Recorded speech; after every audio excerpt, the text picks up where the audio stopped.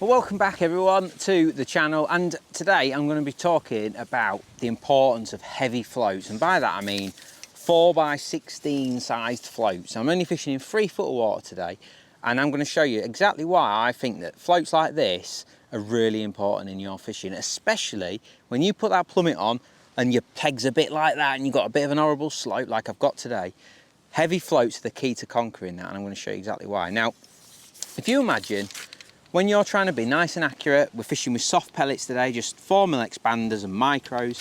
You're trying to be super accurate. You're trying to put a little pile of pellets in, or a small little patch of pellets like that, and you're trying to put your expander dead depth right over the top of it. Now, if you've got a little hairy fairy rig, like we're told, aren't we, 0.1 of a gram for every foot of water. That is the textbook, that is the rule. It's a load of nonsense when it comes to this kind of fishing though. You can double it because you need to have stability in your float. If you're trying to put your little expander over a tiny bit of bait, especially when you've got a tricky slope like this, your float's just gonna get wafted around by the fish. It's gonna be hard to present, you need control, and that's where a heavy float comes in.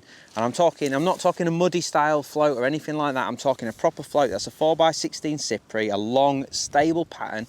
I'm trying to, you imagine, I've got quite a steep slope here today, and there's a little tiny flat spot that I've got to present on, and I've got to get my rig controlled and on that flat spot to get bites. If I go into any deeper water where it is flat a little bit deeper, it's hard to fish there. It's too deep, the fish are coming off the bottom. 3 foot's dead right, but the bottom's not quite right. But with this heavy float, you imagine, because I've got lots of weight in my rig, I've got lots of control, I can lower it in and accurately position it on that slope long enough to get a bite. And if it gets disturbed, I'll quickly just lay it out and put it back in. If I was to use a 0.2 or a 0.3 or something of that sort of size loading, it'd just be wafted around. As soon as the fish come in, I'd be over depth, I'd be foul looking fish, I'd be missing bites. So without further ado, let me show you how simple the setup is. Now, it's important because we're trying to get as accurate as we can on that slope. I've plumbed up really accurately, just so I am literally just half of the body of the float. That is how I like to do it.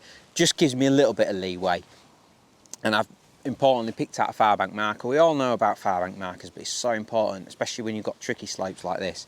And then the important part is the shotting. Now these are number 8, so big shot. I have them an inch apart. It's a 3-inch hook length, and then I have them an inch apart. And as you can see, it's just like a little strung bulk, if you like. That's really important. You can imagine if there's a slope, I just need that little bit of presentation like that. A solid bulk just is a little bit nasty, whereas this gives me the control I need. And when you're fishing down there, you'll see when I get fishing in a minute, when you're laying it in and holding onto it, you've got loads of control and you can accurately pop it where you need it to be. There's none of this waiting for it to come in or letting it sort of flutter through the water, none of that. I'm bossing it down there, I'm bossing the swim of this float. And it's working. I've been fishing now for like 20 minutes and it's just been absolutely perfect. So 4mm expander on. Same rules apply, we've got to get our feeding right. It's not just about the float. And I've actually found the fish want a little bit of bait today. So I don't even know what size pot this is. It's a matrix one. I think, does it say on it? No, I thought it said on it. And I've not been filling it to the lip, but I've been filling it sort of 3/4 full. Now this is where the magic happens. Now, first job is to get your pellets in, and we're trying to be as accurate as possible. So pop that pot on the water. We know all about this. We've seen loads of better anglers than me doing this. Get that pellets to come out in a lovely little pile. Now, swing my rig out, and then because I've got such a heavy float on, I can feel it. I can look, it's coming straight underneath, and I can accurately lower that right on them pellets. And then we're waiting for a bite. We're being as accurate and precise and in control. I think the control is the part that is so important to say. You know, we're fishing a venue with plenty of fish in it. We're going to get indications, we're going to get fish in the swim that could potentially ruin our little setup down there. And if I was to use a really light float, it'd be all wrong. Every time you miss a bite or an indication, because you're going to get indications with fishing in like this, every time you lift the float out, if I was to use a 4x10 here, it'd be a nightmare. It'd be floating up and down, trying to get it to reset. We don't want none of that. We want to be down on the bottom because that's where we're feeding. We're feeding everything through a pot, trying to get the fish on the bottom. And heavy floats are just the number 1 for this. And you see, I've got it nicely dotted down. And we're just working out kind of how much bait to put in to get a clean bite. Now my floats just come up there. There's one on. And that's the thing, I've got such a short hook length and that slope's so steep. If a fish picks that pellet up and goes up a little bit, I'm going to get a little lift. But because we've got that lovely short hook length on, we see the bite, and that was just a little lift on the bristle and just a little lift of the pole tip, and we're in with our first fish. And it's honestly, I see so many people using floats that are just too small for this style of fishing, thinking that they're trying to be delicate and stuff. And there's a time and a place. Look at that. Like, I love fishing hard pellets, for example. Nice light float, fluttering it through the swim. I love all that. But when I'm trying to fish expanders over little tight piles, this is the way, in my opinion anyway. So that worked well. One chuck, one fish. No nonsense. So I'll stick with the same amount of bait. Like I reckon it's a medium pot, that. But you can see that 0.1 gram to put a foot of water is a load of nonsense for this kind of fishing. We're trying to be as accurate as possible. So, I don't want to repeat myself, but we'll talk you through the process. Pot on the water, let those pellets come out, flick the rig out, and then let it come underneath. And as soon as you see that float sitting straight, which won't take long because the float's so heavy, don't forget, we can lower it straight onto them pellets. And now it's just a case of distinguishing what's a proper bite and what's a liner. And the beauty of this is, because it's so positive, if you do miss a bite or an indication, just literally pick the float up and you've got total control to just lower it back in over your pellets. No big strikes, no waiting for a little 4x10 float to come in or anything like that. Literally pick it up and lower it straight back down again. So you've been ultra positive, but I don't like to say positive, it's control. And that's needed when you're fishing like this, soft pellets in the margins, especially on a tricky slope. You need that control. And those big floats are there for a reason. Now we just got to figure out how to feed it best. Might be that that's just too much bait, because we are getting an odd little indication. So we just got different pots to put on, little tiny ones and bigger ones even, some in between. And there'll be a magic amount of bait that you put in that'll get you that clean bite. You pop your bait in and you'll just get a little under. And that's a lot of micros, that is, especially for April time. But I always like to start on a slightly bigger pot, just to gather a few fish, and then I can like reduce it, put a smaller pot on. You may be thinking, why don't you just put less pellets in your pot? But the problem is, you don't get the same when you're thumbing them in. It's nice to have consistency, and it's much easier to like load a pot full and then press them in, and then you get the same amount every single time. So actually using the different pot sizes really helps. And of course they're easy to pop on and off your pole these days, with them all being like that soft rubber.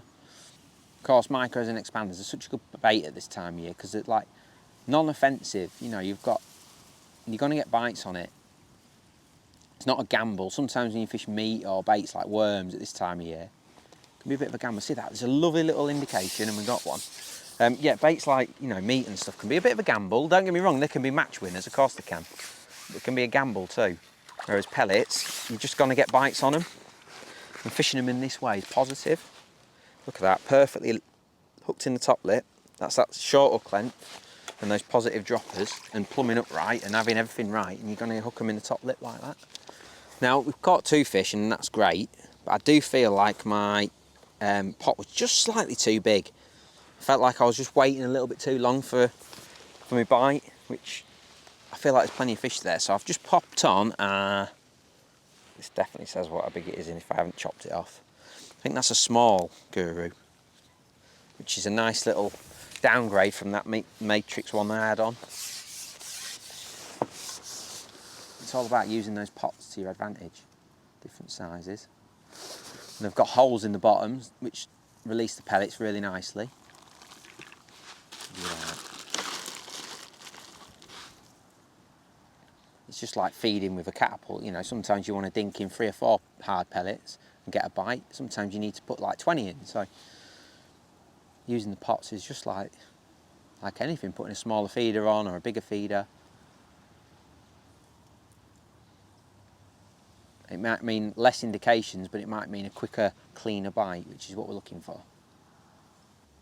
I've just got so much stability and control. Like I say, as soon as there's a fish there, I know about it because everything shows up like that. There's a tiniest little indication and there's a fish on. And that's just the beauty of it. And you can get into a lovely, like lovely plodding routine when you're fishing like this, because you're hooking them so well in the top lip, they rarely come off. And you can just fish like this. You'll get bites like this all day.